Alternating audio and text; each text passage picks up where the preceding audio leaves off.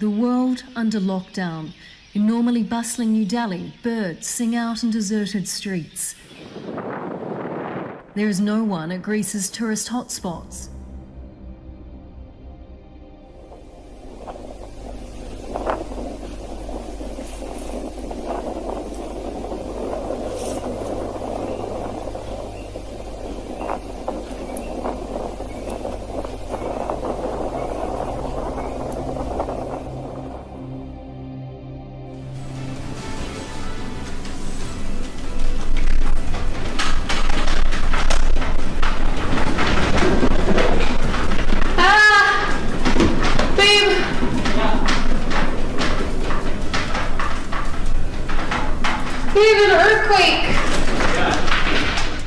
Tonight on 6 on Your Side at 10, a rare and powerful earthquake rocks the state from Twin Falls to Moscow and sends Treasure Valley residents scrambling for cover.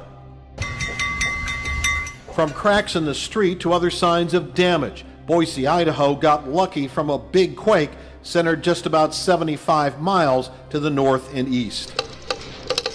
Oh my God. I'm not gonna see if Megan felt that one. I just worry about the beans. But it wasn't just one quake. The 6.5 in blue has also been followed by aftershocks, dozens of them. Related or just a coincidence? After a magnitude 6.5 earthquake yesterday in Idaho, we asked a local seismologist if it is connected to the quake here in Utah 2 weeks ago. Floors, walls, our chandelier is shaking. Tobin says the west coast is being pulled north and compressed.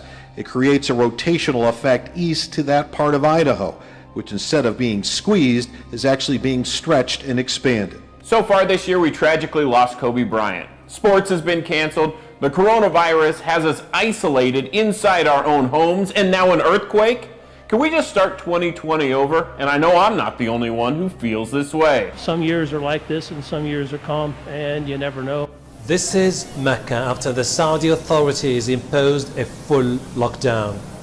Islam's holiest site is always packed with pilgrims throughout the year. But these are extraordinary times.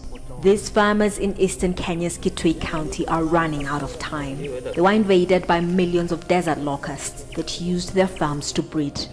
Now their hoppers are about to mature, and if the farmers don't kill them all before they develop wings, then this second generation of locusts that have already devoured tens of thousands of hectares of vegetation across East Africa will cause even more devastation. Although locust invasions are nothing new, it's been decades since swarms of this size were seen in many affected countries. na tena ukiingia kwa miti kama hii anamaliza nyasi mpaka hata unastuka kitu kiendelea kwenda mbele atamaliza nyasi zaidi. The swarms in Kenya will be moving north. In the region, countries such as Ethiopia, Somalia, South Sudan, Eritrea, and Djibouti will be hit hard as the locusts head toward the Arabian Peninsula. Some farmers are concerned that with the onset of coronavirus, many governments will divert resources meant to deal with the locusts. A locust swarm can cover hundreds of square kilometers. It's not uncommon for a swarm to be as big as the size of a major city. And 1 square kilometer can contain at least 40 million locust adults. What's more, in just a single day, these hungry insects can eat the same amount of food that 35,000 human beings would be capable of. The current desert locust outbreak took the countries in the Horn of Africa by surprise. Somalia hasn't seen this amount of locusts in the last 25 years. For Kenya, it's the worst outbreak in 70 years. The scale of the locust invasion has overwhelmed these countries.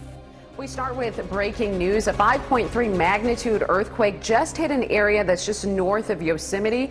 Right now, there are no reports of any injuries or damage. Again, a 5.3 magnitude earthquake this morning in Central California. We'll continue to follow this story throughout the morning.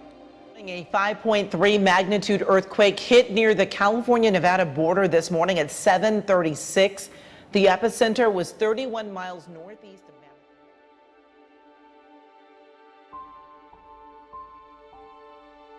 More than a week after the Magna earthquake, aftershocks are still shaking the Salt Lake Valley. Just this morning, there was a pair of magnitude 3 aftershocks. They're the latest in a string of hundreds. And Bob, all that shaking is causing some anxiety for folks. And it shows that while the rate of quakes is slowing, we'll likely continue to have aftershocks for a while. The 3.3 magnitude around 10:15 this morning was among over 30 aftershocks just Thursday. The floor jumped and lifted for a few seconds. There have been more than 560 aftershocks in just the last 8 days. Most are too weak to be felt, but the 32 that reached a magnitude 3 or higher, definitely very nerve-wracking. Thursday's quakes moved east and closer to the surface, according to Keith Coper, who says it's common to feel on edge. Heightened anxiety can also cause so-called phantom quakes, when you feel shaking without an actual earthquake. Coper says it's all to be expected. It's creepy, right?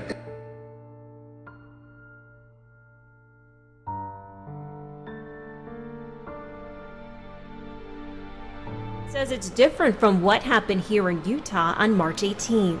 That was a magnitude 5.7, and that was what we call a normal earthquake, and that's where you have the earth being stretched apart.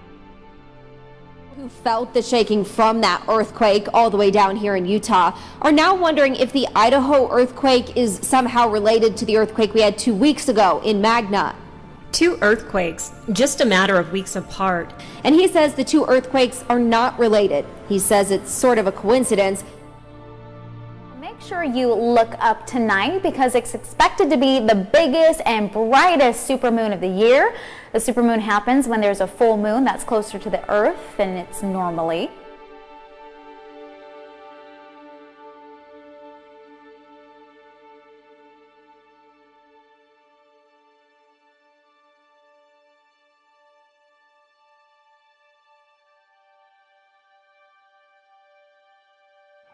It's one of the world's largest coral systems, made up of nearly 3,000 separate reefs and 900 islands. The Great Barrier Reef attracts huge numbers of tourists every year, but this underwater treasure is at risk of disappearing due to coral bleaching. Over the past 2 weeks, James Cook University has surveyed more than 1,000 reefs. It found they were severely bleached in all 3 regions of the system and says it's more widespread than ever before. This is the 3rd time it's happened in the past 5 years. If this continues and we're seeing these mass bleaching events every few years, there just will not be the opportunity for the corals to recover in between these major disturbances. It really is unprecedented, and when we think about what the Great Barrier Reef gives Australia, it's its cultural heritage, it's iconic, and the tourism industry, all of these facets we will lose instantly if we have another bleaching event of these magnitudes. The reef is highly vulnerable, not only to warming temperatures, but also pollution and coastal development. Of course, severe drought is intensifying bushfires. Rain, rain, and more rain. After an unusually dry January and February, Southern California has been pummeled by a series of spring storms in late March and April.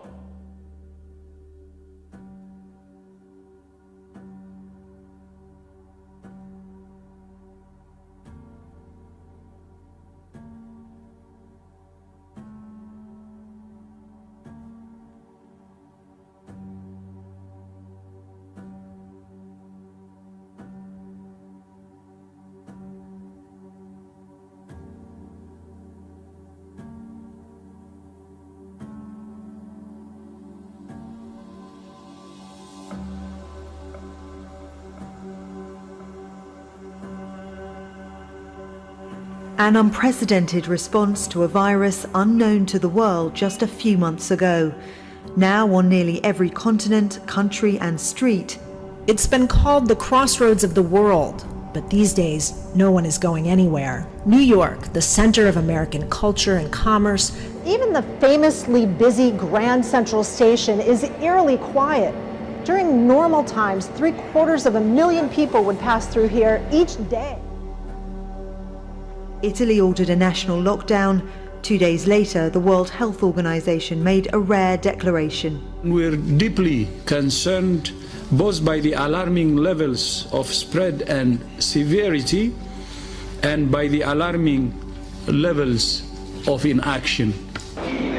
Most governments have decided, for now at least, drastic measures are necessary to save lives, no matter the cost. Many have implemented unprecedented lockdowns to slow the spread of the virus so healthcare systems aren't overwhelmed. Scientists say we're in uncharted territory.